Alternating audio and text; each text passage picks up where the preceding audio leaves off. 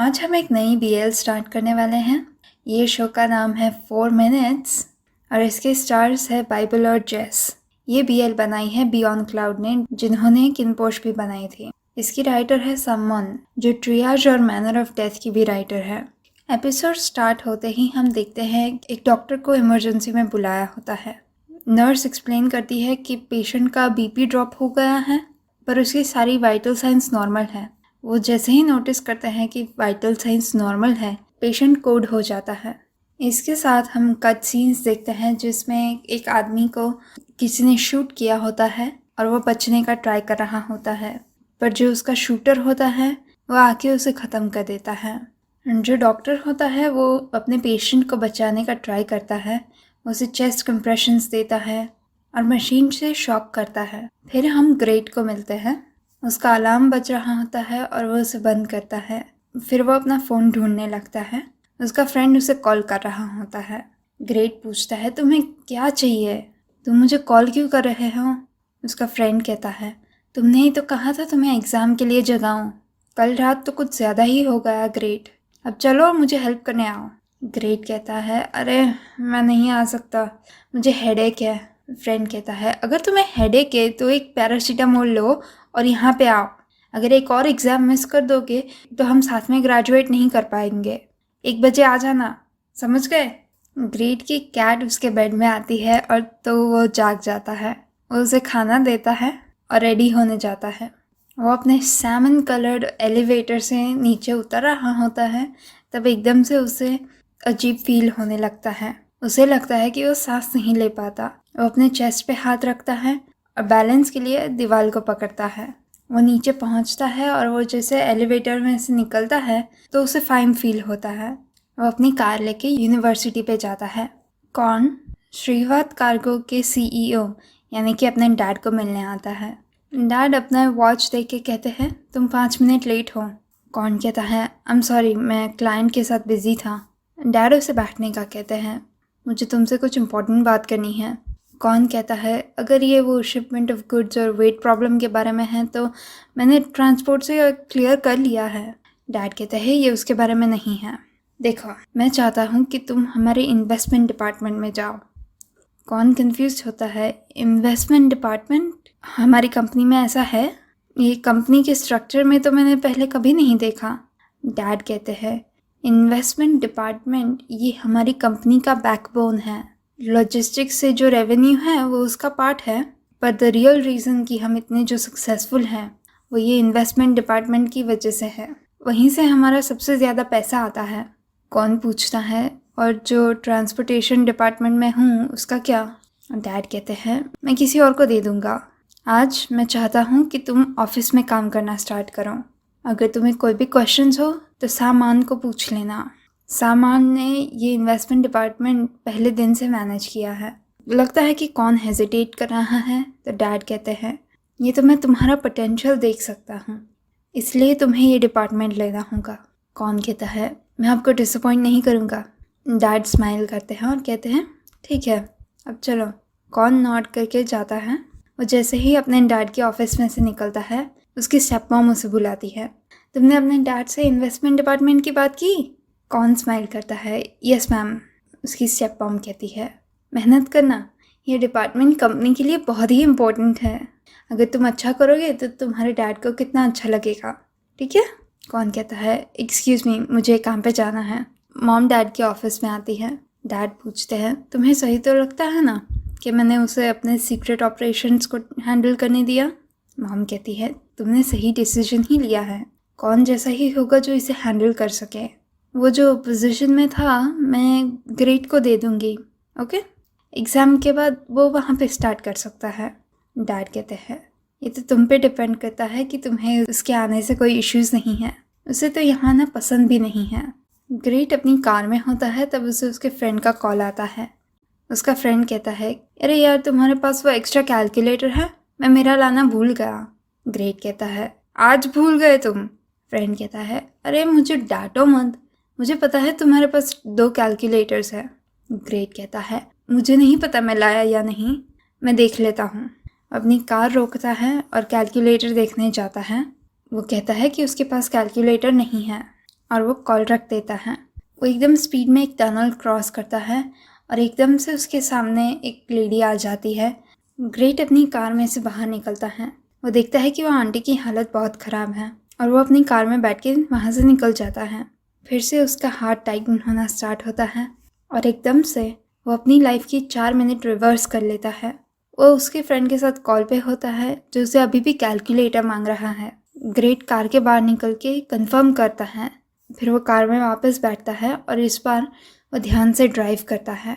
पर तो भी टनल में वही जगह पे वो वही आंटी से फिर से टकराता है। वो उन्हें हेल्प करने जाता है और उनके लिए एम्बुलेंस बुलाता है। आंटी उसे रोकती है। मुझे यहीं छोड़ दो। ग्रेट कहता है मैं आपको ऐसे कैसे छोड़ दूँ, और वो एम्बुलेंस बुलाता है। एम्बुलेंस आके आंटी को ले जाती है और कुछ पुलिस ऑफिसर्स ग्रेट से बात करने आते हैं। हॉस्पिटल पे डॉक्टर देन फ्री होने की बात करते हैं और तभी एम्बुलेंस वो आंटी को लेके आती है। डॉक्टर देन और टाइम जो उसका फ्रेंड है वो दोनों वो आंटी पे चेकअप करने जाते हैं। देन कहता है कि उनका एक्सीडेंट हुआ था और उन्हें कुछ मेजर नहीं है, सिर्फ इंटरनल ब्लीडिंग है। वो अल्ट्रासाउंड मशीन की हेल्प से चेक करते हैं और कंफर्म करते हैं कि इंटरनल ब्लीडिंग है। टाइम कहता है कि उन्हें OR सेटअप करने की ज़रूरत है और वो डॉक्टर कॉमसोन को कॉल करेगा। तभी वो आंटी उसे रोकती हैं। डॉक्टर मेरे पास इसका पैसा नहीं है। टाइम कहता है आपको इमरजेंसी सर्जरी की ज़रूरत है, मैं इमरजेंसी बेनिफिट्स यूज़ कर सकता हूँ। आंटी कन्फेस करती हैं कि एक्चुअली मैं जानबूझ के वो कार के सामने गई थी। टाइम पूछता है आपने ऐसा क्यों किया? आंटी कहती है मुझे अब जीना नहीं है। टाइम कहता है आपको इंट्रा एब्डोमिनल ब्लीडिंग है, अगर हम ऑपरेट नहीं करेंगे तो और बुरा हो सकता है। आंटी कहती है इट्स फाइन, मुझे तो वैसे भी मरना है। टाइम कहता है आपको जहाँ मरना है आप मर सकते हो, पर यहाँ नहीं, समझ गई? डॉक्टर तेन थोड़ा पोलाइट अप्रोच ट्राई करता है। मिसेस माने आपके कोई रिलेटिव्स हैं? माने कहती है हाँ है ना, मेरा एक बेटा है पर वो अब मेरे साथ नहीं रहता। देन कहता है ये आपकी प्रॉब्लम बहुत सीरियस है, ये मैं समझता हूँ, पर अगर आपके बेटे को पता चलेगा कि आपने हमारी हेल्प मना कर दी तो उसे कैसा लगेगा? हमें आपकी हेल्प करने दो, हम ये साथ में ओवरकम कर सकते हैं। माने नॉट करती है और वो OR सेटअप करते हैं। उनके हेड डॉक्टर टाइम का ऑपरेशन करने देते हैं और फिर उसे कॉन्ग्रेचुलेट भी करते हैं कि उसने बहुत अच्छा काम किया है। सर्जरी के बाद डॉक्टर कॉमसोन टाइम के पास आते हैं और वो कहते हैं बाय द वे तुम्हें सर्जिकल ट्रेनिंग के बाद कोई प्लान्स है? तुम कहाँ पे काम करने वाले हो? टाइम कहता है अभी कुछ नहीं है। डॉक्टर कॉमसोन कहते हैं यहाँ पे मेडिकल इंस्ट्रक्टर बनने में कोई इंटरेस्ट है? टाइम कहता है मुझे लगता है कि ट्रेनिंग के बाद मैं एक प्राइवेट हॉस्पिटल में काम करना चाहता हूँ। डॉक्टर कॉमसोन कहते हैं तुम अगर यहाँ पे मेडिकल इंस्ट्रक्टर हो तो प्राइवेट हॉस्पिटल में काम करने से तुम्हें कोई नहीं रोकेगा, काफ़ी डॉक्टर्स ऐसा करते हैं। टाइम कहता है थैंक यू मुझे बताने के लिए, पर मैं अपना माइंड चेंज नहीं करने वाला, एक्सक्यूज़ मी। कुछ देर के बाद डॉक्टर देन टाइम को पूछता है माने कैसी हैं? टाइम कंफ्यूज होता है कौन? देन कहता है वो आंटी जो तुम्हारी हेल्प नहीं चाहती थी, कि हम अलग अलग केसेस पे हैं। टाइम कहता है ओह सर्जरी हो गई, अच्छी गई। देन उसे पोक करता है और कहता है तुम्हें अपने पेशेंट्स का तो नाम याद रखना चाहिए ना। टाइम कहता है ये क्या लेके जा रहे हो? देन कहता है मेरी सीक्रेट रिसर्च, ये डिपार्टमेंट के बाहर तो मैंने किसी को बताया नहीं, पर तुम पहले हो जिसको मैं बता रहा हूँ। टाइम कहता है सच में? क्या है ये? एकदम से देन उसे काबू ऑन करता है। ये मैंने पेशेंट एक्सपीरियंसेस की इन्फॉर्मेशन रखी हैं, उन सब के जिनको कार्डियक अरेस्ट हुआ है। Cool right? टाइम कहता है ये इंटरेस्टिंग है। देन कहता है ऑफ कोर्स, पहले की सारी रिसर्च से मैं एक बड़ा सैम्पल साइज़ यूज़ करने वाला हूँ। आई गारंटी कि मेरी रिसर्च इंटरनेशनली पब्लिश होगी। टाइम को किसी का कॉल आता है और देन कहता है तो मैं जाता हूँ, तुम अपनी गर्लफ्रेंड से बात करो, बाय बाय। कौन एक बोट लेके उनकी कंपनी के इन्वेस्टमेंट डिपार्टमेंट पे पहुँचता है जो कि बहुत अच्छे ब्रूटलिस्ट आर्किटेक्चर से सराउंडेड है। वो वहाँ जाके सामान से मिलता है। उनका इन्वेस्टमेंट डिपार्टमेंट एक बहुत ही सिक्योर दरवाजे के पीछे होता है और सामान के पास एक गन भी होती है। सामान कहता है आपको चिंता करने की ज़रूरत नहीं है मिस्टर कॉन, मेरे पास आपके लिए दूसरी चाबी है। कॉन आता है और देखता है कि वहाँ पे बहुत सारे लोग कंप्यूटर पे कुछ कर रहे हैं। वो पूछता है, ये क्या है? मेरे डैड ने तो कहा कि ये कंपनी का बैकबोन है। सामान कहता है, ये है ना सर, हम यहाँ पे मिनटों में मिलियंस बनाते हैं। कौन पूछता है, कहाँ से? सामान कहता है, यहीं पे ऑनलाइन गैम्बलिंग से सर। हमारे पास बॉर्डर पे 3 कसिनोज भी हैं। आई एम श्योर आप विज़िट करोगे। अब आप इस तरफ आइए। कौन सामान को फॉलो करता है और हम देखते हैं कि एक लड़की को कौन में कुछ ज़्यादा ही इंटरेस्ट है।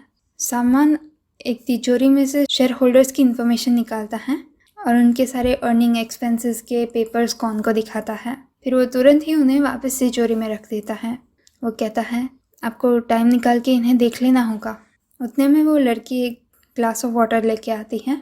सामान कहता है, तुम्हें यहाँ किसने आने दिया? लड़की कहती है, सॉरी, गेट आउट। लड़की दरवाज़ा बंद करके जाती है। तोंकला फ़ोन पे किसी से बात कर रहा होता है।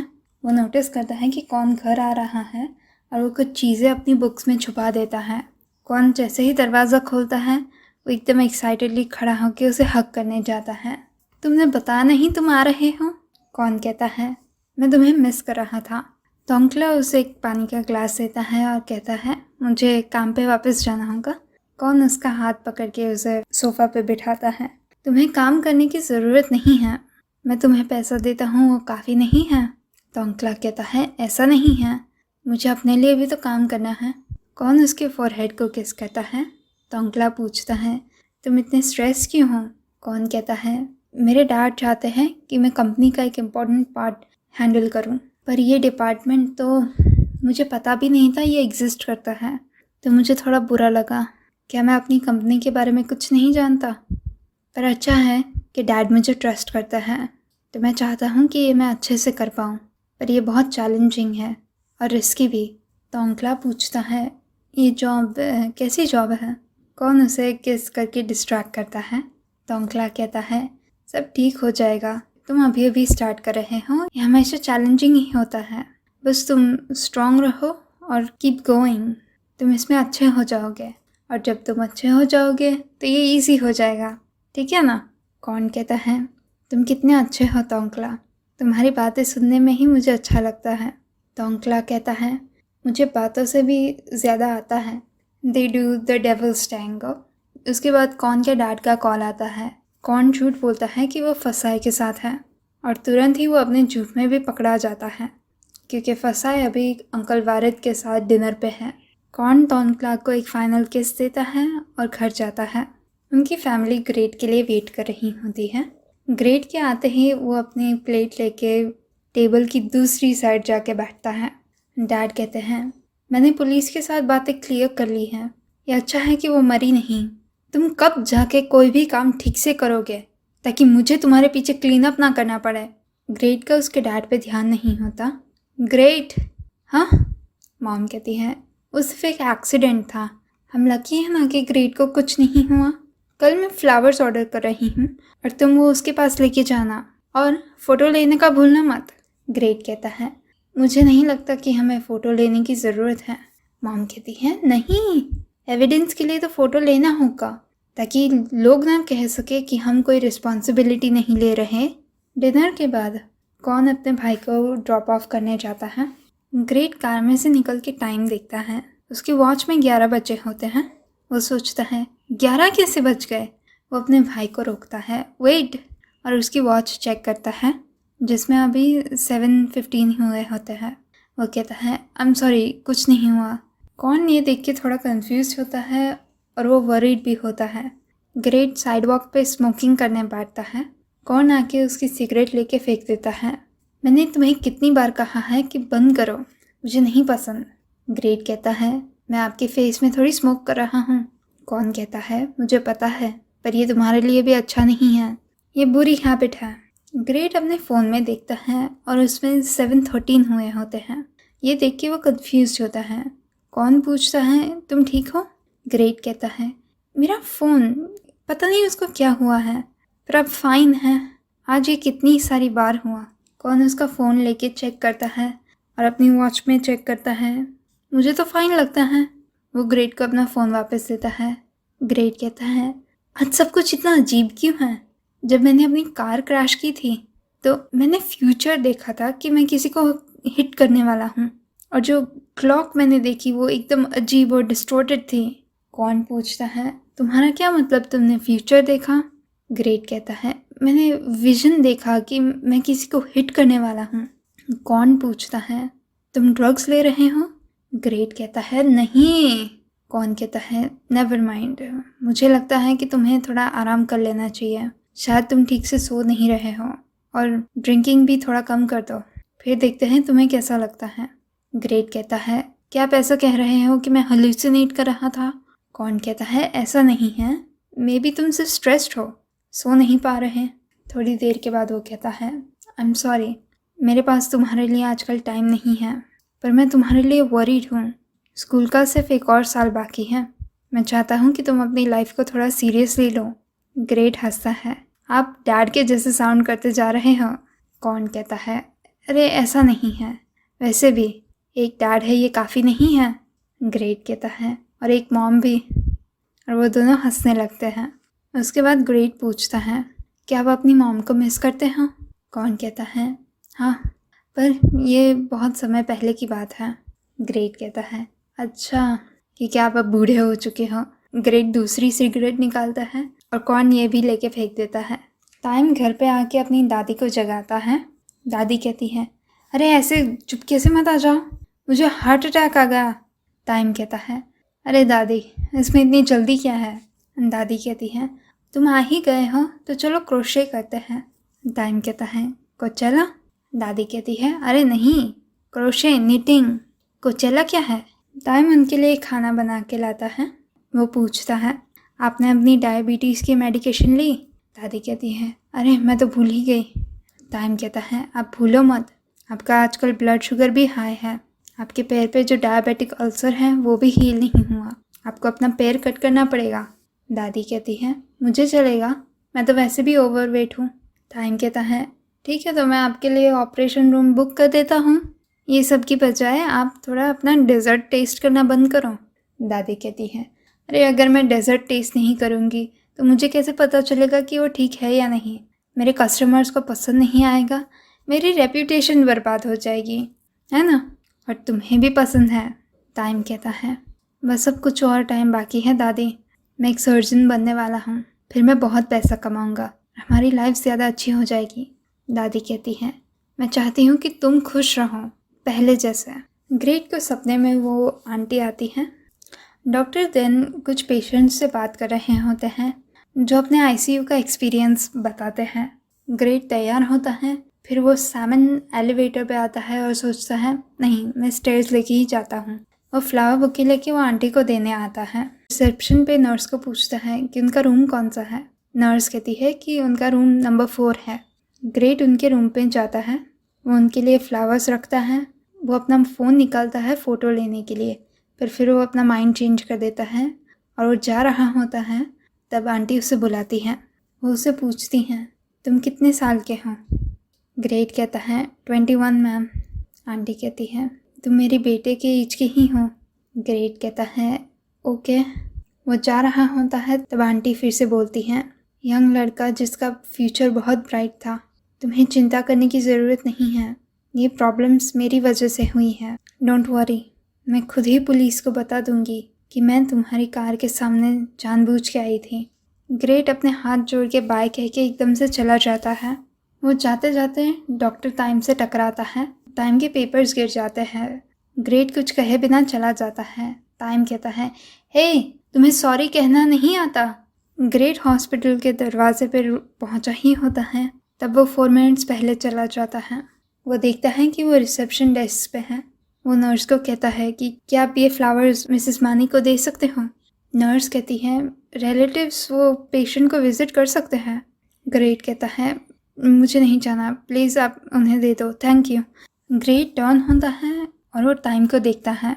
उसे उनके डेविल्स टैंगो के विजन्स आते हैं।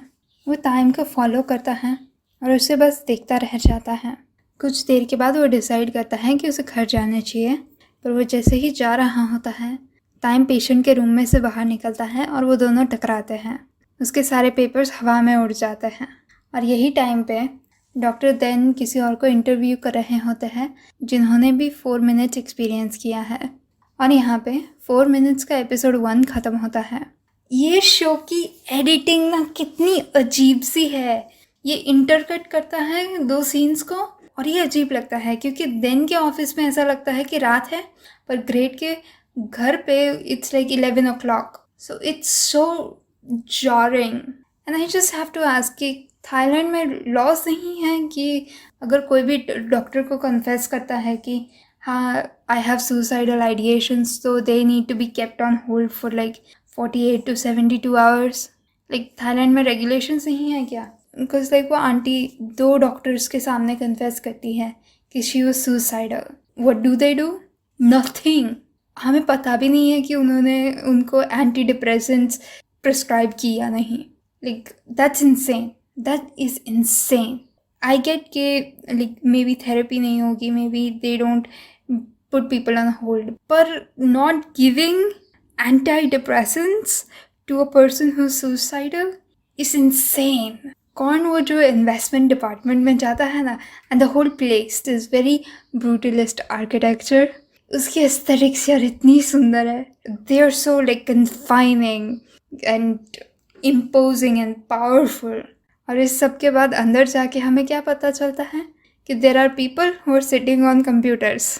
वो तो मैं हर रोज़ करती हूँ, मुझे तो किसी ने पैसे दिए नहीं। आई डू होप कि इन दोनों भाई की relationship like it can be strong and brotherly. BL में तो 2 भाई की रिलेशनशिप में ही ये एक्सपेक्ट किया जाता है, बिकॉज अगर ये लाइक ब्रदर एंड सिस्टर होता है बीएल्स में स्पेशली, तो लड़की का तो इतना ख़राब लिखते हैं उसको, इतना ख़राब लिखते हैं। Like half the time she is a fujoshi. Nothing wrong with being a fujoshi, पर लाइक अपनी भाई के रिलेशनशिप से इतना ऑब्सेशन ना थोड़ा अजीब लगता है इज़ ऑल। और तो और उससे ज़्यादा उसे कोई कैरेक्टरिस्टिक दिया नहीं जाता। So given that there 2 boys and like their main couple and the second couple, तो most likely he will have a good character. ये पहला एपिसोड देखने के बाद ऐसा लगता है कि ग्रेट के पास ये एबिलिटी हमेशा से नहीं थी, कि वो एपिसोड 1 में उसे ये एबिलिटी मिली है ऐसा लगता है, पर लाइक कहाँ से कब मिली? Like the first time he feels something similar to that is in that salmon elevator, which is a ridiculous color for an elevator to be। पर पॉइंट ये है कि यूजुअली ये जो जॉनरा फिक्शन होता है विच इज़ मैजिकल रियलिज्म, जिसमें बाकी सब तो रियलिस्टिक होता है बट थोड़ा सा एक्स्ट्रा मैजिकल पार्ट्स आता है, जैसे कि आप बीएल्स में सिर्फ देखें तो cherry magic, right? So let me just talk about cherry magic, right? Cherry magic में वो पहले हमें वॉइस ओवर देते हैं और एक्सप्लेन करते हैं कि 30 ईयर्स हो जाने के बाद जो वर्जिन्स होते हैं उन्हें स्पेशल पावर्स मिलती हैं। ये हमें एक्सप्लेन किया जाता है कि ये मिथ है, पर ऐसा कहा जाता है। But 4 minutes does not explain any of this. 4 minutes में ही हैज़ अ पावर, क्योंकि पहले जब उसे होता है तो ऐसा लगता है कि he must have had it for a long time, क्योंकि हमें कभी दिखाया नहीं गया हिम गेटिंग दैट पावर। ऐसा उसके साथ कुछ होता नहीं है other than like riding an elevator which is not that suspicious by itself. ऐसा कुछ होता नहीं है उसके साथ जिससे हम कंक्लूड कर सके, लाइक वेरी क्लियरली हम कंक्लूड कर सके कि उसे पावर्स मिली हैं। I am not even sure कि उसे वो एलिवेटर से पावर्स मिली या नहीं, हु नोस।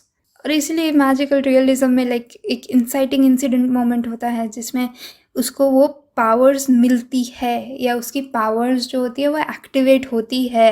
लाइक वो बहुत क्लियर, बहुत डिस्टिंक्ट मोमेंट होता है हर एक स्टोरी में जिसमें ये ट्रोप यूज़ किया जाता है। सो आई जस्ट विश कि उन्होंने लाइक एडिटिंग ठीक से की होती या उस पर एम्फसाइज रखा होता ताकि यू गेट के ये उसे अभी पावर मिली है। क्योंकि इनिशियली आई वाज अस्यूमिंग, जब मैं एपिसोड देख रही थी मेरे दिमाग में ऐसा ही था कि उसके पास ये पहले से ही है, क्योंकि ऐसा मोमेंट तो आया नहीं जिसमें उसे पावर मिली हो। तो अजम्पशन यही है कि पहले से है। पर जब कॉर्न और ग्रेट बात कर रहे होते हैं वो सिगरेट वाला सीन, तो उसमें पता चलता है कि उसे ये पावर आज या ये एपिसोड में मिली हैं, which is like you should clarify that dude. यानी ये सीरीज़ की एडिटिंग तो हिंकी तो है पहले से, आप और ज़्यादा क्या कंफ्यूज कर रहे हो। और ये टाइम रिलेटेड प्लॉट है, like any time related plot, या बड़ा सा टाइम ट्रैवल हो जिसकी फ्लैश है, या छोटा सा टाइम ट्रैवल हो एक आध दिन का, लाइक कोई भी सीरीज़ में टाइम रिलेटेड पावर्स होती है वो कंफ्यूजिंग हो जाती है बहुत जल्दी। तो इसमें यही अच्छा है कि आप सब कुछ क्लियरली एक्सप्लेन करो step by step. So I hope आपको ये वीडियो अच्छा लगा। मैं जल्द ही एक रिएक्ट वीडियो भी अपलोड करने वाली हूँ, तो आप वो वीडियो के लिए वेट कीजिए। ये वीडियो को लाइक कीजिए, शेयर कीजिए और मेरी चैनल को सब्सक्राइब कीजिए। मैं आपको अगले वीडियो में मिलूँगी, तब तक के लिए बाय बाय।